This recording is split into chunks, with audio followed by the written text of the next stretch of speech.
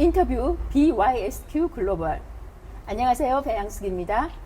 오늘은 BTS 예술혁명의 저자이신 한국외국어대학교 이지영 교수님을 모셨습니다. 어서 오세요. 반갑습니다. 네, 안녕하세요. 한국외국어대학교의 세미오시스 연구센터에서 연구교수로 일하고 있는 이지영이라고 합니다. 반갑습니다. 제3회 BTS 국제학술대회를 개최하는 기념으로 만드신 건지는 모르겠는데 BTS 예술혁명이 개정 정보판이 나왔습니다. 네. 어떤 내용으로 개정이 됐는지가 궁금하거든요. 예. 제가 원래 BTS 예술혁명을 처음 냈을 때가 2018년 4월이었는데요. 그 이후로 사실 BTS와 그다음에 아미에게서 굉장히 많은 변화와 발전, 성장들이 있었기 때문에 이제 계속해서 이게 업데이트를 해야 되는데 그걸 이제 제대로 못하고 있는 지점들이 아쉬웠다가 이제 이번 기회에 개정 정보판을 내야 되겠다라고 생각을 해서 올해 초에 이제 작업을 하게 됐고요. 새로 들어가게 된 부분은 중요하게는 왜 개정 정보판이 지금 이 시기에 필요한 것인가 라는 것에 대해 이제 앞에다 쓰고 나서 특히 노래 가사 분석 같은 경우에 2018년부터 정말 주옥 같은 앨범들이 많이 나왔는데 그 앨범들에 대한 분석이 들어가질 못했었기 때문에 그런 부분이 이제 추가가 되게 됐고요. 그리고 부록에 좀 많이 집어넣었는데요. 부록에서 제가 그동안 한국일보에 계속 칼럼을 연재하고 있었던 그 내용들을 이제 특히 BTS와 관련해서 이렇게 포함을 시키게 됐는데 그 칼럼들을 일부러 순서대로 이제 발행 순서대로 넣었는데요. 그걸 보시면 아시겠지만 그동안에 BTS와 아미 관련돼서 어떤 일들이 있었는지 그 시기적으로 이제 있었던 일들에 대한 어떤 기록의 측면, 그다음에 어떤 부분들이 쟁점이 되었었던가 라는 부분들을 좀 많이 보실 수 있을 것 같습니다. 그리고 팬덤에 대해서 좀 두꺼운 한 챕터를 더 이제 넣게 되었고요. 많이들 좀 찾아서 읽어보셨으면 좋겠습니다. 네, 아미가 얼마나 감사합니다. 유명한지에 대해서 아미가 아닌 일반인들이 좀 알게 되는 계기가 됐으면 좋겠습니다. 축하드립니다. 네, 감사합니다. BTS 노래에서 그들이 던지는 메시지를 노벨 문학상 수상자인 밥 딜런, 비틀즈, 스테지와 함께 거론을 하셨는데 왜일까요? 제가 생각했을 때는 방탄소년단이라고 하는 존재는 그냥 유명하고 인기 많은 가수에 불과하다면 사실 제가 이렇게 책을 쓸 필요는 없잖아요. 그냥 좋아하면 되죠. 근데 이들의 진짜 의미는 사람들에게 정신적으로 어떤 부분을 감화시키고 그래서 그들의 행동을 변화시키고 그런 측면에 있다라고 생각을 했습니다. 그러니까 즉 어떤 시대 정신을 반영하고 그다음에 그것을 적극적으로 표현하면서 사람들을 결집시키고 연대시키는 어떤 역할이 바로 지금 이 시대의 BTS가 아닌가라고 생각을 했고요. 특히 주제적인 측면에서 봤을 때 밥 딜런이나 비틀즈 같은 경우에 반전이라든가 평화, 사랑에 대해서 얘기를 했었죠. 그리고 서태지 같은 경우에도 특히 초기에 굉장히 사회 문제들에 대해서 많이 그 노래했던 걸로 잘 알려져 있는데요. 그러니까 우리가 흔히 레전드라고 부르는 그런 가수들인데 그런 가수들과 마찬가지로 BTS가 어쩌면 더 크게 지금 세상이 달라졌기 때문에 예전보다 더 큰 범위로 많은 사람들을 엮어내고 움직이게 하는 그런 어떤 정신적인 측면에서의 우리 시대의 롤모델이 아닌가라는 생각을 해봤습니다. 맞습니다. 지금 아미들이 그냥 단순히 팬덤의 어떤 그런 위치가 아니라 그 팬덤을 가지고 선한 영향력으로 막강한 힘을 발휘하고 있고 그게 또 이 사회에 더 나아가서 세계에 영향을 미치고 있는 거를 네. 저는 이미 이번 학술대회에서 경험을 했습니다. 네, 제3회 이제 한국에서 열렸던 제3회 국제 BTS 학술대회 같은 경우는 저도 이제 오거나이저 중에 한 명이었는데 저희가 특별히 힘주어서 그 강조를 했었던 세션이 바로 포커스 세션이었고 거기에서 실제로 자신의 삶 속에서 활동하고 세상을 변화시키려고 애쓰는 그런 아미들 이분들이 사실은 뉴 휴머니티 우리가 찾고 있는 어떤 미래적인 우리가 추구해야 될 어떤 인간성의 모습이 아닌가 그것을 구현하고 계신 게 아닌가라고 생각돼서 너무나 뿌듯하고 자랑스러운 마음으로 그리고 그들의 이야기를 우리가 많이 서로 공유하면 공유할수록 그들의 영향력이 조금 더 커지고 구체화될 수 있을 거라고 생각을 해서 이제 특별히 모시게 되었습니다.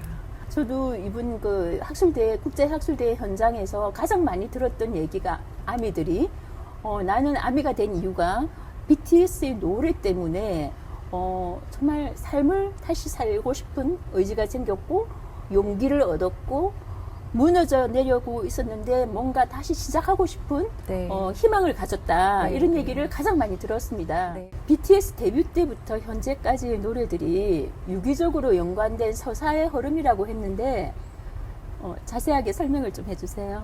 엄밀하게 얘기를 하면 BTS 노래 같은 경우에는 그 당시에 본인들이 이제 거의 가사를 다 쓰고 있기 때문에 아티스트들이 자기들이 그 당시에 느꼈던 문제나 어떤 하고 싶었던 이야기들을 주로 노래에다 많이 담고 있어요.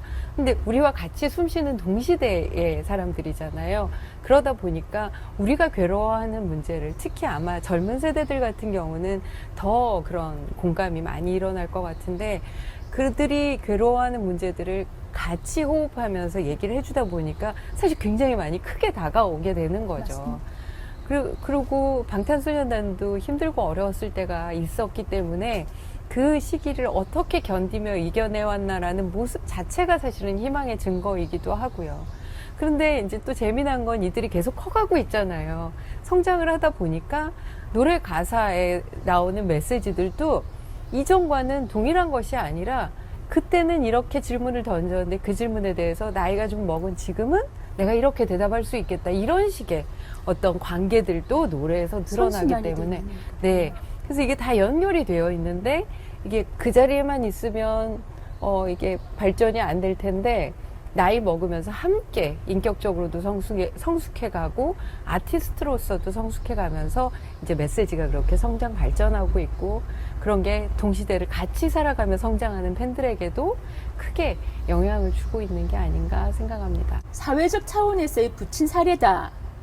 아마 이게 상징적인 어떤 의미가 들어가 있는 것 같은데 무슨 말일까요? 저 이야기는 제가 책에서 그 BTS의 사회 비판적인 메시지를 분석하면서 한마디로 요약을 한다면 이제 저렇게 얘기할 수 있을 거다라고 이제 표현을 했는데요. BTS의 사회 비판적인 메시지들이 많이 들어있는 노래를 들어보시면 생각보다 수위가 상당히 셉니다. 그러니까 비판의 수위가요. 그래서 이 부친 사례라는 건 기본적으로 패트리사이드, 그러니까 아버지를 죽인다라는 건데 그 아버지라는 존재는 이제 상징적인 측면에서 얘기를 하면 나를 잊게 하고 나를 만들어내고 키워낸 존재이지만 나를 억압하고 내가 넘어서야만 하는 존재인 거죠. 그러니까 마치 데미안에서 새는 알을 깨고 나와야 된다라고 했을 때 그 알이 아버지라고 생각하시면 될 것 같아요. 그러니까 기존의 사회의 어떤 문제들, 그래서 그런 것들을 깨트리고 비판하고 그것을 넘어서려고 하는 의지를 이제 사회적 차원에서의 부친 사례라고 표현을 해봤습니다. 한편으로 생각하면 기득권에 대한 어떤 저항일 수도 그렇죠. 있겠네요. 네. 방탄과 아미가 연대와 실천을 통해 일으키고 있는 사회, 문화, 정치, 미학적 현상을 방탄 현상이라고 명명하고 그 혁명적 의미를 프랑스 철학자 질 들레즈의 리좀 개념으로 설명했는데 네. 어렵습니다. 네. 설명 좀 해주세요. 예, 사실 이 책 한 권을 요약하면 그렇게 말할 수 있을 정도로 사실 너무나 많은 의미가 들어가 있어서 좀 어렵다라는 생각이 드실 수도 있을 것 같은데요. 제가 주로 이제 책에서 보고 있는 거는 순전히 아티스트로서의 측면만이 아니라 그들을 중심으로 벌어지고 있는 사실은 아미들이 좀 더 포커스에 있다라고 생각하실 수 있는데 이 사람들이 예전에 우리가 알던 방식과는 다른 방식으로 조직을 이루고 있고 그리고 무언가 행동을 할 때도 그 다른 조직이 어떻게 작동하면서 어느 방향으로 나아가는가라고 하는 게 사실 사람들이 굉장히 궁금해 하거든요. 그러니까 이렇게 저한테 질문하시는 분도 많아요. 그러니까 그 팬클럽 회장 누구냐? 그 사람한테 연락 좀 넣어달라. 우리가 섭외하고 싶다라는 얘기 저 진짜 많이 들었어요. 그런데 그런 게 존재하지 않는 거죠. 옛날에는 어딜 가든 장이 있고 그 밑에 이제 또 중간이 있고 그 밑에 또 이렇게 약간 피라미드형처럼 이렇게 어떤 사람들의 조직이 이루어져 있었다면 지금 아미들의 조직은 한마디로 얘기하면 점조직이에요. 아, 점조직. 예, 점조직이고 거기에는 어떤 회사나 뭐 팬클럽 이런 식의 중심이 존재하지 않아요. 그리고 점조직은 현실에서의 예전에 있었던 점조직들은 다 이게 라인이 정확하게 이어져 있지만 여기에서 라인이 끊임없이 바뀌어요. 그러니까 오늘은 이렇게 연결이 되어 있지만 내일은 제가 다른 사람과 배항숙 대표님이 또 다른 어떤 존재와 연결이 되죠. 그랬다가 또 만날 수 있고요. 그러면 어제 우리의 연결과 다른 사람들과 연결된 후에 우리가 다시 만나는 연결은 이전과 동일한 연결은 아닌 거예요. 이해가 되시죠? 그러니까 쉽게 말하면 해처모여의 조직이다, 그죠? 네, 해처 모여가 이슈에 아주 따라서 그렇죠. 모였다가 흩어지는. 네, 오. 그런 게 굉장히 자유롭고 유동적으로 이루어지는 탈중심적인 조직이 이제 그거를 들레즈라는 철학자가 리좀이라고 불렀고요. 그래서 그 리좀이라는 개념을 이제 아미들의 어떤 집단에 대해서도 분석을 하고 그 다음에 2부에서는 예술 형식의 측면과 관련해서 특히 이제 뮤직비디오, 온라인상에서 이루어지는 뮤직비디오와 수용자들이 그거를 보면서 거기에 대해서 자기가 2차 창작도 하고 굉장히 다양한 어떤 생산들을 하는 이 관계를 이제 예술에서의 어떤 탈중심화와 관련 지어서 거기에도 이제 리좀 개념을 좀 넣어서 설명을 했습니다. 리좀이 설명해 주시니까 제가 딱 떠오르는 게 뇌 혈관들의 어떤 흐름. 네. 이 떠오르거든요. 네. 비슷한가요? 한편으로는 비슷한데요. 거기에선 중심이 있어요. 아무리 가지가 복잡해 보여도 중심이 있으면 안 되고 사실 가장 대표적인 예는 생강이에요. 그러니까 이런 나무들은요. 여기 지금 멋진 나무들이 너무 많은데 나무들은 뿌리가 물과 양분을 흡수해서 중간 가지로 보내고 거기에서 다시 이파리로 보내는 이 구조는 변하지 않거든요. 근데 생강 같은 애들은 뿌리가 따로 있는 것이 아니고 몸체와 뿌리가 사실은 거의 하나가 되어 있고 나무는 다 어떤 형태를 가질 것이다라고 우리가 예측할 수 있지만 동일한 생강 보신 적 없으시죠? 없죠. 모든 게 다 모양이 이렇게 달라지는 거예요. 어떤 땅 속에서 어떤 지형지물과 만나느냐에 따라서 자기의 모양이 계속해서 변화될 수 있는. 그래서 리좀은 사실 과정이에요.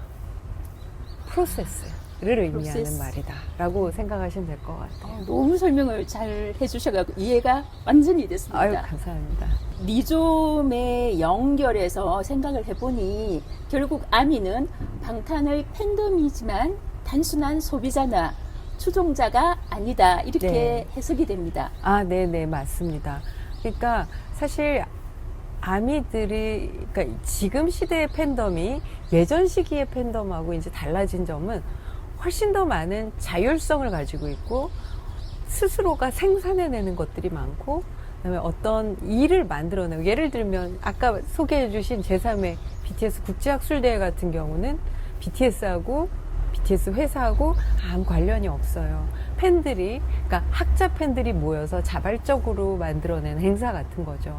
그러니까 이 팬들이 자기들이 할 수 있는 일들을 자발적으로 조직해서 어떤 의미 있는 활동도 하고 그다음에 뭐 예술적인 2차 창작도 하고 굉장히 다양한 일들을 벌이고 있기 때문에 사실 이들이 어떤 식으로 움직이고 행동하고 어떤 것들을 변화시키려고 하는가라는 것들을 잘 보시게 되면 지금 시대의 사람들이 살아가면서 무엇을 원하는가, 즉 조금 더 어렵게 표현을 하면 지금의 시대 정신은 무엇인가 라는 것에 가 닿을 수 있지 않나라고 생각을 합니다.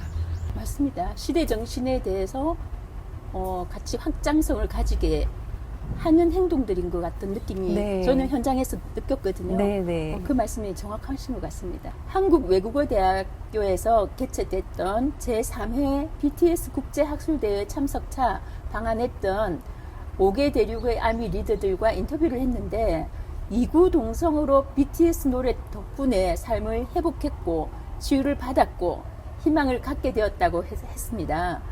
이지영 교수님도 그런가요? 되게 개인적인 이야기를 잠깐 하자면 저는 사실 우울증을 굉장히 오래 앓았었거든요. 그러다 보니까 뭐 그렇게 희망적이거나 뭐 사실 긍정적이거나 그러지를 못했어요. 그런데 그게 이제 그냥 단순히 개인적인 것뿐만 아니라 그런 게 이제 사회에 대한 생각도 사실은 어떻게 보면 비슷하게 번질 수밖에 없었는데 방탄의 이런 성공 이야기 이 단순히 너무 잘 돼서 좋다가 아니라 정말 수많은 억압과 수많은 사회의 편견들을 뚫고 이렇게 성공을 했기 때문에 그 모습만으로도 저한테는 굉장히 큰 희망이었고요. 그거를 어떤 굉장히 뛰어난 슈퍼맨 같은 누군가가 해낸 것이 아니라 보통 사람들인 아미들이 모여서 이 방탄소년단이라고 하는 저 변방의 한국이라는 나라의 출신 아티스트를 미국의 중심에 전 세계의 중심에서 성공을 시켰다라고 하는 게 저한테는 그 과정들을 저도 이제 같이 보고 있었기 때문에 그 과정 속에서 희망을 갖게 됐어요. 그래서 쉽게 절망하지 않는 사람이 된 것 같아서 그 점 정말 감사하게 생각하고 있습니다. 제가 다 감사하네. 그러셨구나. 어쩐지. 그래서 BTS 예술혁명도 이제 쓰신 거죠? 네. BTS 영향력이 정말 대단합니다. 네, 저뿐만 아니라 정말 많은 아미들이 자신의 아주 개인적인 삶에서부터 그다음에 좀 더 넓게는 사회적인 어떤 차원에서의 활동까지 아주 다양한 측면에서 BTS의 어떤 영향력이 개인의 삶 속으로 체화되고 녹아들고 그리고 그것이 다른 사람과 만나고 넓어지고 확장되고 커지고 있는 이런 모습 자체가 희망의 그 모습인 것 같아요.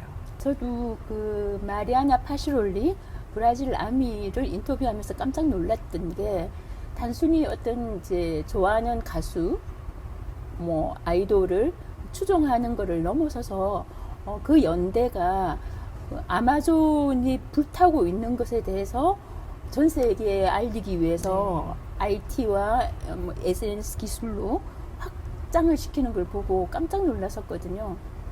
그러니까 지금 우리 이지영 교수님 개인도 이제 삶을 회복하셨지만 그런 일들이 전 세계 곳곳에서 이거 일어나고 있는 것에 대해서 방탄보유국이라는 우리 대한민국인으로서 굉장히 긍지를 네. 느끼게 되는 순간이었습니다. 네, 정말 자부심, 우리나라에 대해서 자부심을 그렇게 많이 가져본 적이 그전에는 솔직히 없었어요. 그런데 방탄 덕분에 우리나라에 대해서도 자부심을 갖게 되고 그게 저 자신에 대한 자부심으로도 이어지고요.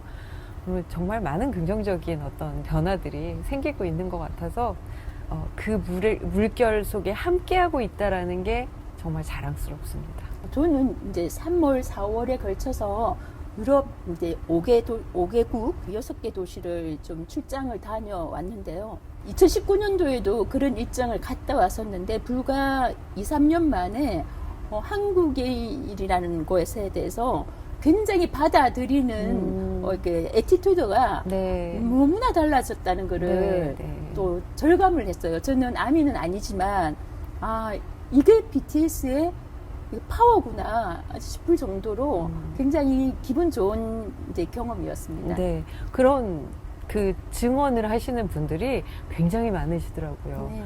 예전에는 이제 어린 자녀를 데리고 뭐 미국에 1, 2년 이렇게 가거나 그러면 애들이 가서 놀림 당하거나 아니면 괴롭힘 당할까봐 걱정하는 부모님들이 많으셨는데 제 친구가 이제 아이를 데리고 갔었는데 너 한국에서 왔어? BTS의 나라에서 왔다고? 그러면서 주변으로 다 몰려들어서 하루 사이에 인싸가 됐다는 그런 맞습니다. 얘기를 듣고 그런 얘기가 정말 많더라고요. 일이죠. 외교 사절이라는 게 국가가 해야 되는 일이지만 민간에서 얼마나 큰 외교가 일어나고 있는지를 절감할 수 있는 순간인 것 같습니다. 솔직히 이렇게 말씀드리면 애쓰신 분들에게 너무 죄송한 얘기이지만 국가적인 차원에서 외교적인 노력했었던 것들을 다 합쳐도 방탄 혼자서 한 거보다 더 많을까? 이런 의심이 들 만큼 정말 너무나 크게 한국에 대한 한국의 뭐 소프트 파워나 뭐 이런 한국의 여러 가지 상품들에만 해당되는 것이 아니라 한국이라는 나라, 한국 문화, 한국 언어, 역사 이 모든 것에 대한 호감으로 이게 바로 국격의 상승 아닌가라는 생각이 들어서 너무 기쁘고 행복한 일이죠. 맞습니다. 국격의 상승.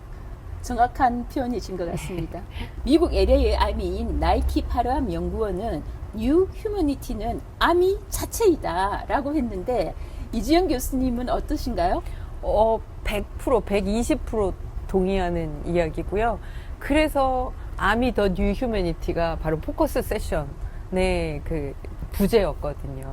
그러니까 저희랑 똑같은 생각을 그분도 하고 계셨던 것 같아요. 그러니까 아미들, 그러니까 제가 가끔 반은 농담이고 사실 진담으로 하는 이야기가 아미가 점점 더 많아져서 전 세계 사람들이 다 아미가 되면 좋겠다.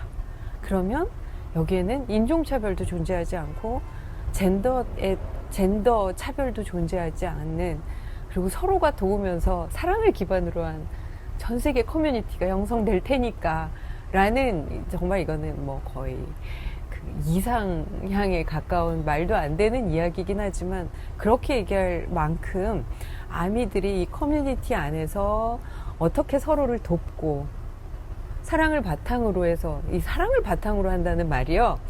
이게 참 많이들 하는 얘기인데 너무 많이 들어서 되게 식상하게 느껴질 때가 있거든요. 아이, 어떤 사랑 타령이야. 이렇게 생각이 들 때가 있는데 정말 이해관계를 바탕에 두고 모인 집단과 사랑을 바탕에 두고 모인 집단은 그 집단이 가지는 파워 자체가 달라지는 것 같아요. 이 집단이 어떤 방향으로 활동을 할 것인가도 방향성도 달라질 수밖에 없고요. 그래서 정말로 놀랍게도 이 사랑이 보여주는 힘들에 대해서 이게 바로 뉴 휴머니티라고 얘기할 수 있을 만큼 세상을 나은 방향으로 우리가 지향해야 되는 그런 방향으로 바꾸어 가고 있는 것들을 우리 모두가 목격하고 있으니까 이제 저분도 그렇게 얘기를 하셨고 저희도 바로 똑같이 그렇게 생각했던 것 같습니다. 제3의 국가라는 말이 있거든요. 페이스북에 들어가 있는 10억 명의 사람들이 모인 그 공간을 제3의 국가라고 명명했었어요. 근데 아마 넥스트 제3의 국가는 아미들이 아닐까 하는 생각을 방금 하게 됐습니다. 그러니까 오늘 이 인터뷰를 계기로 아미가 아닌 모든 국가의 사람들이 아미의 영향력이랑 아미의 방향성을 잘 이해해서 제3의 국가로 가는 길에 같이 동참을 했으면 좋겠다는 생각을 합니다. 그 동참할 수 있는 아주 좋은 그 비결을 하나 말씀을 드리고 싶은데요. 방탄 노래를 가사를 찬찬히 음미하면서 들어보시면 왜 저 사람들이 저렇게 됐는가가 바로 이해가 되실 거예요. 그리고 함께 참여하실 수 있는 분들이 더 많아질 거라고 생각합니다. 정말 노래 가사를 펴놓고 찬찬히 한번 그 음미하면서 생각하면서 그렇게 노래를 꼭 들어보셨으면 좋겠어요. 많은 분들이. 정말이에요. 지금 뭐 글로벌에 있는 모든 엄마들이 엄마가 아니라 부모죠. 부모들이 아이돌을 추종하는 자기 자식을 정말 걱정을 하는데 오히려 아미들의 부모님들은 가사를 같이 듣자 아니면 새 앨범이 나오면 같이 듣자 하고 이렇게 추천을 해준다고 하거든요. 그 정도로 부모들도 인정하는 방향성이고 이게 선한 영향력이고 또 이제 내적인 어떤 자아를 네. 이제 강하게 하는 네. 또 자존감을 올리는 네. 그런 가사들인 건 분명한 것 같습니다. 네. 그게 바로 방탄의 그 유명한 메시지인 Love Yourself. 그렇죠. 자존감, 자기 애를 뭔가 함께 키워줄 수 있도록 그런 것에 대한 성찰들이 노래 곳곳 앨범 3개에 정말 퍼져 있는데요. 노래들이 너무 좋아요. 그래서 꼭 추천하고 싶은 노래는 Answer Love Myself라는 노래랑 소우주라는 노래를 들어보시면 정말 왜 이들이 이토록 사랑받는지, 근데 이거 2개 말고도 정말 너무나 많은 좋은 노래들이 있지만 그 2개부터 입문하시면 좋을 것 같습니다. 좋은 팁이 되셨을 것 같습니다. 네. 독자분들에게. 남아프리카 공화국의 더 저스티스 데스크의 제시카 듀허스트는 그의 희망의 BTS 월드 투어가 아프리카에서 개최되는 곳이라고 했는데 어떻습니까? 실현 가능할까요? 그거는 제가 회사 관계자가 아니라서 제가 말씀을 드리기는 좀 그렇지만 그 실현되는 날이 정말 그날이 빨리 왔으면 좋겠다고 저도 같이 바라봅니다. 그러니까 그날도 그 제시카가 와서 강연을 했을 때 무슨 얘기가 나왔었냐면 아프리카에 정말 너무나 멋진 사람들이 너무나 멋진 문화적 전통을 가지고 살아가고 있는데 그럼에도 불구하고 아프리카는 사람들에게서 지워진 대륙같이 여겨지고 있다라는 이야기를 했던 걸로 기억을 하고 있어요. 굉장히 큰 대륙이잖아요. 그리고 정말 인류 역사의 어느 시기에는 거기에서 굉장히 많은 문화가, 문명이 이렇게 발현하기도 했었고요. 그런데 지금은 여러 가지 경제적, 사회적 그런 문제들로 인해서 아프리카가 굉장히 많이 수탈당하고 짓밟혔고 지금 너무 가난하기도 하고 특히 남아프리카 공화국 같은 경우는 여성 대상 범죄가 너무나 끔찍하기도 하고요. 너무나 마음 아픈 일들이 많이 있기 때문에 어쩌면 현실적으로는 빠른 시일 안에 BTS 공연이 거기서 이루어지긴 쉽지 않을 거라는 생각도 듭니다. 현실적으로는. 하지만 만약에 거기서 열릴 수 있게 된다면 우리 모두의 바람대로 상황이 좀 더 나아진 아프리카가 되지 않을까? 그리고 아프리카에서도 더 많은 사람들이 자유롭게 문화 행사를 더 즐기고 그럴 수 있는 여건이 되는 게 아닐까 싶어서 저도 제시카만큼이나 아프리카에서 BTS 공연이 열릴 수 있게 되는 그날을 빨리 오기를 저도 함께 기원하도록 하겠습니다. 저는 BTS의 생각도 아마 가고 싶을 것 같아요. 왜냐하면 아프리카 대륙은 BTS가 월드 투어를 했을 때 티켓팅을 할 수 있는 돈을 쓸 수가 없는 사람들이 더 많을 수도 있는데 저는 BTS의 공연이 때로는 티켓팅을 못하는 그들을 위해서 희망을 주는 그런 공연이 되어야 된다고 생각하거든요. 관계자분이 이 인터뷰를 꼭 보시고 기획을 한번 해서 또 전 세계 아미들이 또 같이 연대를 해야 되겠죠. 그래서 이루어졌으면 좋겠습니다. 아프리카에서 같이 한번 또 볼 수 있기를 기대를 합니다. 네, 제가 죽기 전에 꼭 그날이 오기를. 죽기 전에까지 네. 가야 되나요? 현실적인 일이니까요. 제가 죽기 전에 꼭 그날이 오기를 정말 하이브에서 기도하겠습니다. 결정하면 될 것 같긴 합니다. 하이브 주주분들이 결정을 하면 될 것 같긴 합니다. 저하고 너무 먼 분들이라. 이번에 제3회 BTS 국제학술대회에서 만났던 5명의 각 대륙별 아미들과의 인터뷰를 했고 정말 아미가 너무 훌륭하다는 생각을 했었습니다. 어쩜 이런 일들을 그 연대의 힘으로 하고 있는지 아까도 말씀하셨지만 남아프리카 공화국에서는 성폭력으로 사망하거나 중환자가 된 소녀들을 돕기 위해서 또 연대를 하고 있고 또 브라질 같은 경우에는 아마존이 불타고 있는 것에 대해서 널리 알리기 위해서 또 연대를 하고 또 이제 브라질 원주민들은 이게 그 투표에 대한 인식이 네. 없다고 합니다. 그런데 그 투표에 대한 인식을 또 이제 널리 이제 확산시키기 위해서 또 연대를 하고 정말 세계 곳곳에서 너무나 훌륭하고 또 사회에 이로운 연대들을 하고 있는 현장을 보고 실천을 보고 제가 정말 감동을 했습니다. 한국 우리 아미들께서는 최근에 하고 있는 연대가 있을까요? 아, 네. 굉장히, 지금, 사실은 시끄러운 일이 하나 벌어지고 있는데, 많은 분들이 아시겠지만, 2030 부산 엑스포 유치를 위한 그 콘서트를 부산시에서 이제 그 BTS를 초청해서 하게 되는데요. 그 장소와 관련해서 지금 아미들의 반발이 굉장히 큽니다.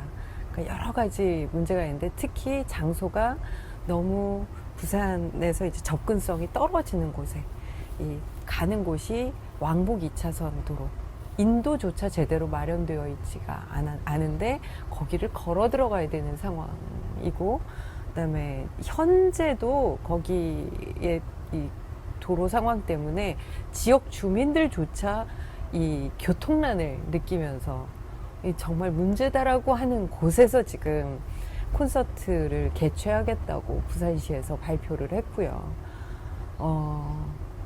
거기에서 10만 명이라고 하는 숫자를 그 콘서트 부지 선정 전에 박형준 시장이 이제 그 10만 명 공연을 하겠다라고 공언을 했기 때문에 아마 장소를 억지로 그런 쪽으로 가게 된 것 같아요. 허허벌판이에요. 모래바닥.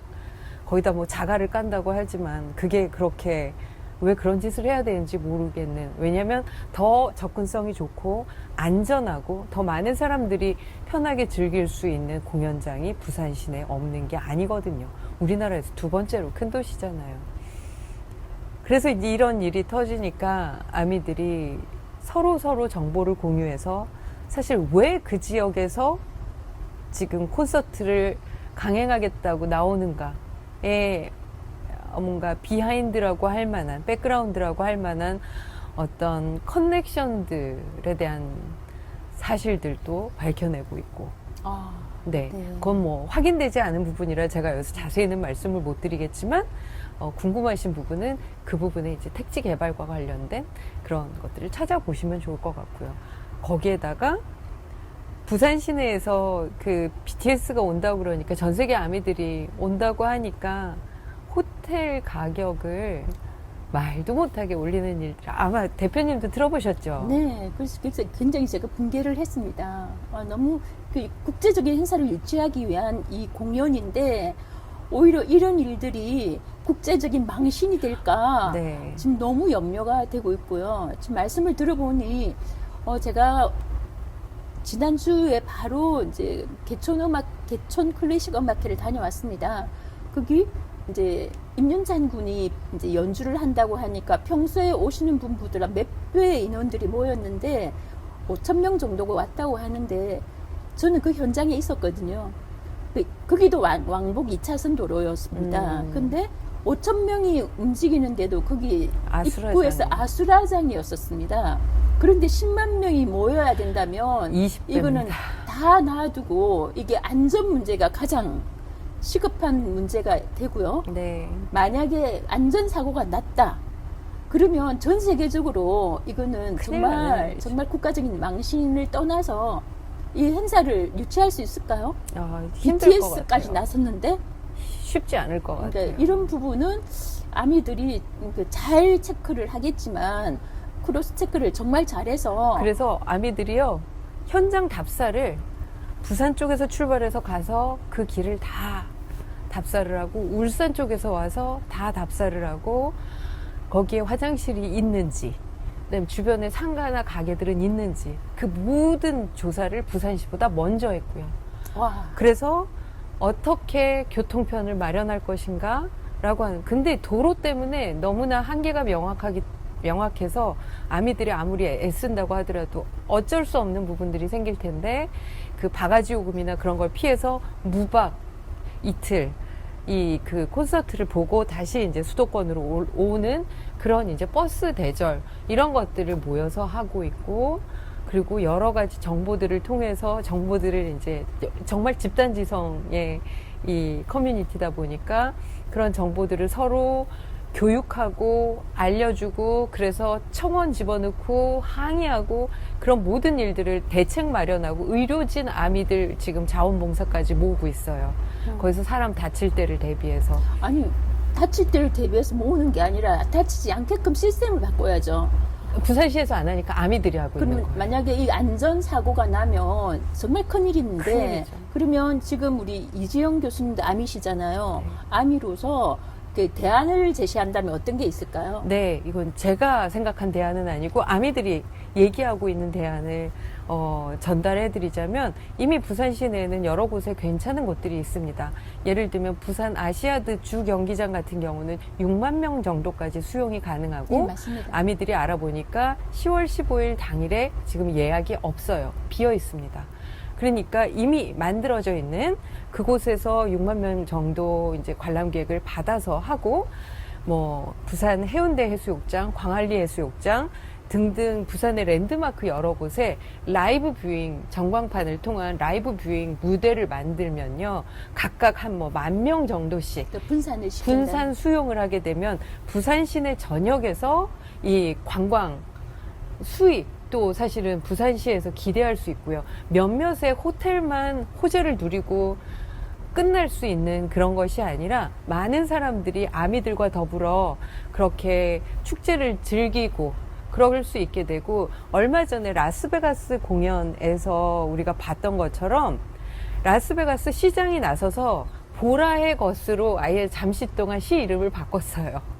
그랬었군요. 네, 그래서 도시 전체가 방탄아미의 상징색인 보라색으로 물들이고 그다음에 아미들의 이 여러 가지 안전한 어떤 공연 관람을 위해서 정말 몇 달 동안 노력을 했는데도 쉽지 않았다라는 이야기를 직접 하고 있습니다.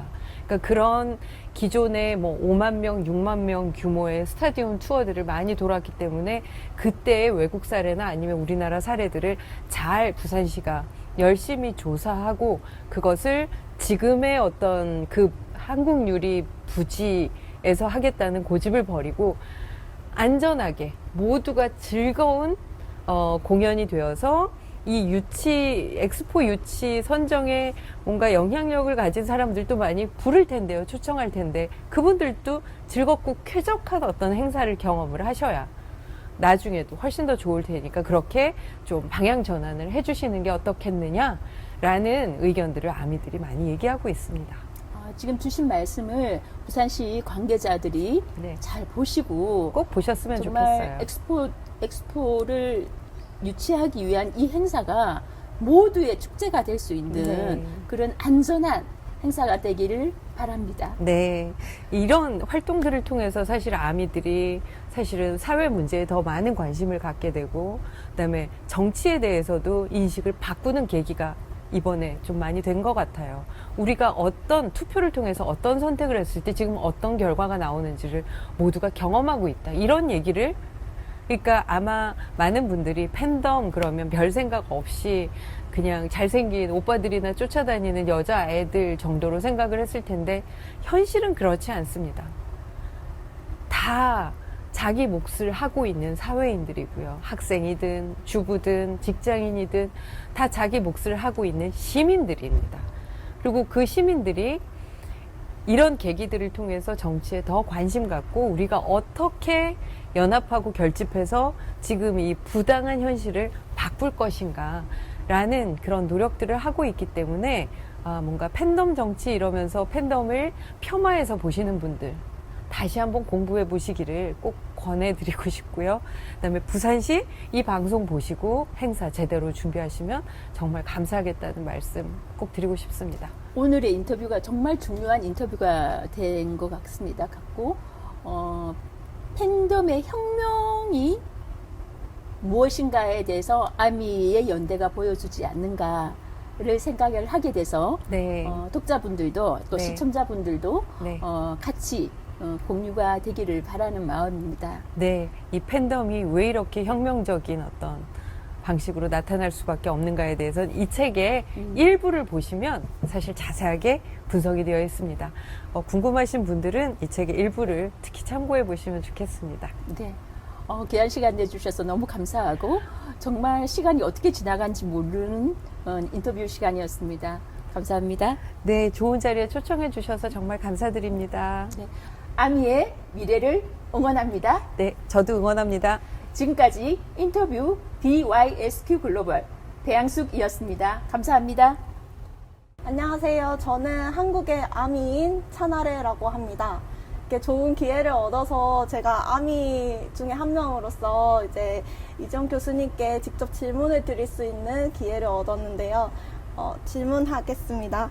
제가 BTS 예술혁명책을 엄청 감명 깊게 읽었는데 일부 첫 번째 그 챕터에서 이제 방탄의 데뷔 때부터 맵 오브 더 소울까지 이런 방탄의 고민과 그리고 그 화두를 말씀해 주셨잖아요. 근데 그 후의 앨범들인 B 앨범과 챕터 2의 첫 솔로 앨범인 제이홉의 잭 인 더 박스까지도 어떤 고민들이 담겨 있을지 궁금했습니다. 사실 제가 책을 쓸 때는 뭔가 어떤 흐름과 줄기를 잡아서 제시를 해야 되기 때문에 모든 내용을 다 넣을 수는 없어서 이제 주로 그런 이전부터 이어지는 흐름 위주로 하다 보니까 이제 그 맵 오브 더 소울까지만 이제 주로 다뤘었고요. 그때는 모르고 그렇게 다뤘었는데 원고를 쓸 때는 이제 그 기자회견이 아니라 방탄회식을 보니까 어차피 그거는 원래 그들의 계획으로 따진다면 맵 오브 더 소울 7이 나오고 끝나는 거였구나 라는 생각이 들어서 어쩌면 그 흐름상에서는 그까지 다루는 게 맞겠다라는 생각이 들었고요. 물론 B 앨범도 너무 좋고 그다음에 잭 인 더 박스 완전 멋지고요. 각각이 이제 잭 인 더 박스 같은 경우는 제이홉이라고 하는 솔로 아티스트의 자기의 고민과 그 다음에 그 전에 보여주지 못했었던 어떤 욕망들, 열망들, 음악적인 그런 것들이 너무 멋지게 표현이 돼서 그건 또 그 자체 나름대로 분석을 할 만한 가치가 있지만 책에는 시기상으로 포함시킬 수 없었죠. 책 나오고 나서니까. 인권운동과 환경운동을 하는 많은 아미들을 소개해 주셨는데요. 이제 많은 아미들이 세상을 바꾸고 있는데요. 그런 시리어스한 문제들이 아니라 더 즐겁게 즐기는 활동을 함으로써 세상을 바꾸는 아미들도 있지 않나 생각이 들어서요. 네. 예를 들어 그 잭 인 더 박스가 나오면서 아미 네. 파티를 주관하셨던 그런 네, 아미들도 있고요. 그렇게 이제 더 즐겁게 즐기는 아미들이 어떻게 세상을 바꿀 수 있을지도 혹시 의견이 있으신지 궁금합니다. 예. 정말 좋은 질문이고 우리가 많이 생각해 볼 만한 의미 있는 질문이라는 생각이 들어서 질문 정말 감사드리고요. 어떤 측면에서 그렇게 재밌었냐면 시리어스한 암이라고 표현을 하셨고 즐기는 암이라고 표현을 하셨는데 저는 이 둘이 다른 존재라고 생각을 하질 않아요. 사실 아마 그 인권운동을 하고 환경운동을 하는 그 아미들이 같이 한국에 있었던 아미라면 그 파티 현장에 갔을 거라고 생각을 합니다. 우리는 함께 즐기는, 사실 한 번 사는 인생인데 가능하면 즐겁게 사는 게 좋은 거 아닐까 생각을 하거든요. 그리고 우리는 그렇게 우리가 즐겁고 행복할 때 에너지를 얻잖아요. 그리고 나만 행복한 거 말고 내 옆에 있는 사람들도 같이 행복했으면 좋겠구라는 생각을 우리는 사이코패스가 아닌 이상 아마 많이들 할 거라고 생각이 듭니다.